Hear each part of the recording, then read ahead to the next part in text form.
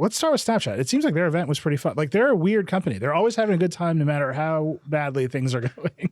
Yeah, that's actually what I was the weird was the word I was going to use. Tech events are back, baby. Yeah, I was earlier this week. They had this pretty cool event at this airport in Santa Monica where Harrison Ford parks his planes. So there's like little planes flying above us as we're outside mingling. And Snap just is like, it's this weird creative company that continues to befuddle people, but manages to also do interesting creative things. And like you get there and they give you like a 3D Bitmoji of yourself and like a little like award trophy case that you can just like set on your desk. And like they just have all these creative, interesting, weird things that they do. But yeah, I mean, the big news at that event was this My AI thing that they're doing, this chatbot that I interviewed Evan Spiegel on the site for about. And they're really betting big on it, and they're I think the biggest social media company to fully embrace generative AI, and now they're opening up access to the chatbot to all of their users.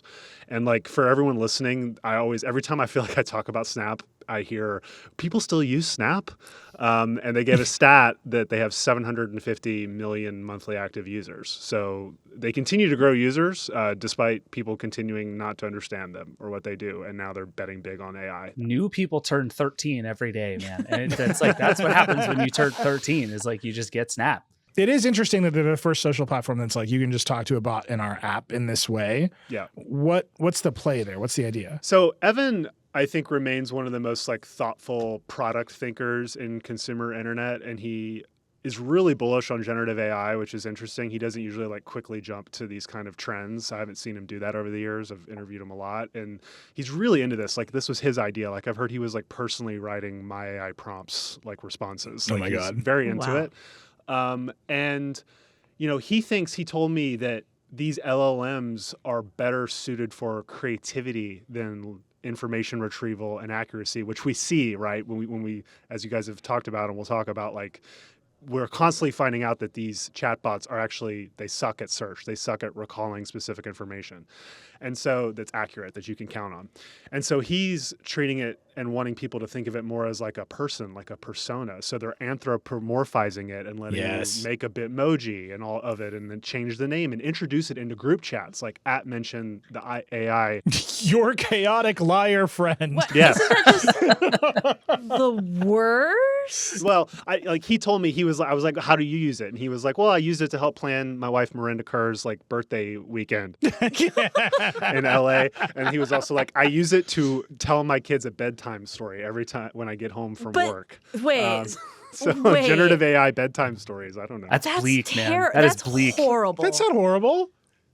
I mean, I'm not saying that I've done it or that I would do it. I'm just saying, abstractly, you often read your child's stories written by something else. You often read. I don't know if Dr. Seuss is a robot. No, he was a dude. He was a real man. Who knows? History. Sure. Neeli, this is the hill you want to die on, is who knows who people are? Is that what we're doing here? But this turn, right? Okay, you introduce this new chaotic, it's Snapchat, so it must be said, occasionally horny element into your chat service. This is just Clippy. This is the most Clippy thing anyone has done yet, including Microsoft, which is running away from doing Clippy. Well, yeah, it is Clippy because they're also, so My AI will start recommending lenses, like if you ask it. And where this gets really wild is... I hear you want to do crying face. Yeah, exactly. They're doing generative photo snaps back. So they showed on stage, this is just going to be for Plus subscribers to start. Eventually it'll be video too, but like you'll literally have visual like snaps being sent back to you generated based on what you send it, which is wild. Oh yeah, the example was like you send it a picture of a bunch of tomatoes and say like, what should I make for dinner? And it sends back like a beautiful picture of tomato soup. Right. Yeah, with a recipe or whatever. Right. So there's a couple things here. Snap they can't really like lose more business. I mean, I guess they can, but like they're kind of at the bottom in terms of like where they can go from a revenue profit perspective. So they don't have a ton to lose. When you look at what Meta has all this tech in-house, they could do something like this. They could have done it 18 months ago, and they wouldn't even needed OpenAI. We should also say Snap is using OpenAI for all this. Google, same thing. We've been talking about how Google's been just like slowly forced to ship stuff because of OpenAI. these big companies, they have everything is a reputational disaster for them potentially. So that's like lawyers just saying you can't ship this, right? Snap is in this spot where they're huge and they have a very young audience, which also is a even potentially bigger reputational issue for them. But they can ship faster, and so Evan was very clear that like they don't know exactly how my AI is going to be either misused or what's going to happen with it. But they're thinking like the benefits outweigh the risks for a company at our state. This is a company that right before Evan did the interview with Kara, they had Matt Friend, who's this hilarious creator who does this Trump impersonation. He's like this TikToker, Snapchat star, do like a stand-up thing, right? But I've never seen something like this at a big tech conference where he like impersonated Trump, made jokes about like China and TikTok, and impersonated Evan, impersonated Tim Cook, like at a Snap event, like sanctioned, like right outside of the main stage. I'm like, they are just in a different mode where they can like just YOLO it a little bit. And so I think that's why they're doing this. And it may, I think it has the risk of being the biggest like potential, reputational disaster for them from a new product they've shipped though. You just said they had the youngest audience, right? Yeah. So they have all the people who are young and cannot tell, probably have the most difficulty telling reality from fiction. And now you're giving them a fiction bot that you want them to personify that has already, I think, told a 13-year-old how to seduce a 31-year-old. Right. And they're saying, we just want to move fast and break things. That all seems like a recipe for horrible things to happen. Which gets to a bigger thing about Snap right now, which is I feel like they're trying to have their cake and eat it too. A lot of the presentation was also about creators and how they're trying to pay creators more and give them more visibility in Spotlight, which is their TikTok competitor that is growing, has 350 million MAUs. Hasn't managed to break out into pop culture, right? You don't see like spotlights on late night or anything like that. But they have this public thing that they're trying to do because they need to have that consumption and inventory and time spent to make money from ads because ads are not in chat. And then they also have the chat experience. And the same thing goes with AI. They're trying to say, this is a creative thing, like don't rely on it, but also like we're going to pin it to the top of your friend list. We're going to let you name it. And it's based on OpenAI's models, which we continue to see how people are jailbreaking them. We don't fully understand what they can do, how they can interact with us. And so I've never seen Snap kind of just rush into something like this. I mean, this literally was like from January to now, they're releasing this thing to everyone. Yeah, this just seems like it has the potential for like catastrophic backlash. Like you've already had it do it once where it had, again, teach a 13-year-old how to seduce a 31-year-old. Is it a real 13-year-old? It was like a that was something that was in your piece. Yeah, it was somebody from the Center for Humane Technology, Tristan Harris's thing, trying to get it to say bad things. So, but they still like the safeguards aren't there. Yeah, the safeguards aren't there, and now you're going to unleash it on 750 million people, many of whom are children.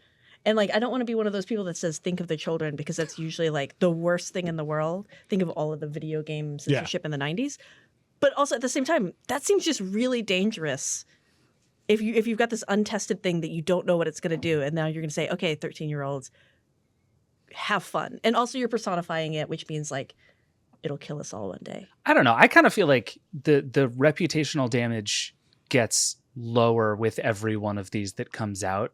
And it's now like Bing is just right there, right? Like you can go make Bing be real horny if you're 13. Like it's not that hard. And I don't know that Snap is all-time Vergecast quote. I think we might that might be the end of the show. I think the police are coming to our houses right now. But what is interesting about it to me is this is so completely unlike the way Snap has ever done anything. Like the company has been like thoughtful to a fault over the years. It has been really slow and really deliberate. It's like you think about like the speed it has gone with Spectacles. Like Jesus Christ, release something. But they've been very careful to say like we want to get this stuff right. We want to do it well. We want to be thoughtful. We want to make sure the technology is good. And then with this, kind of like the whole tech industry's brain broke when ChatGPT launched. It really did, including Evan Spiegel. I think the reason Snap is moving so quickly here is that my AI to them is the first time they're getting, and why these interfaces in general are taking over the industry. It's this really high intent interface where you can know exactly what someone's trying to get out of your product.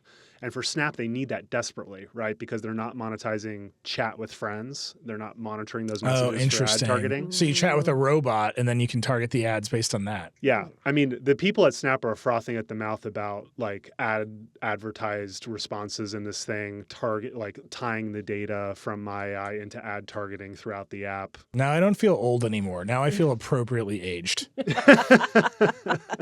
So like this all comes around to like ad targeting and business models at the end of the They're day. going to make you a robot friend and then heavily surveil your interactions with the robot friend. And then the robot friend is going to be like, have you thought about the Men's Warehouse? That's Right. creepy. I mean, I don't know. Like if I'm asking my AI to help me plan a vacation to Japan and it like then shows me an ad for like a cool hotel in Japan when I'm like in Spotlight, I don't mind. You know, it just depends on how they do it. No one's tried this yet. No one. Yeah. I mean, Bing is trying it, but they haven't really scaled it yet. The thing is like how people interact with these large language models may just be terrible for ads. It may not be at all what you want, and we don't know. But Snap's Just gonna be try. like, do you love me? Yeah. Do you love me? Over and over and over. This person again. is desperate for affection. Let's show them dating app ads. I would say that is more likely the outcome than not.